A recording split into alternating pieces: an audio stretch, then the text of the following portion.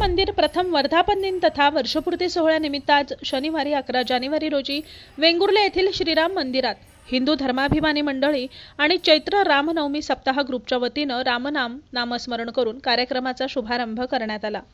अयोध्येतील भव्य श्रीराम मंदिराचं उद्घाटन आणि रामलल्ला स्वरूपातील मूर्तींची प्राणप्रतिष्ठा 22 जानेवारी 2024 या दिवशी संपन्न झाली आणि अयोध्या नगरीत प्रभू श्री रामचंद्र विराजमान झाले।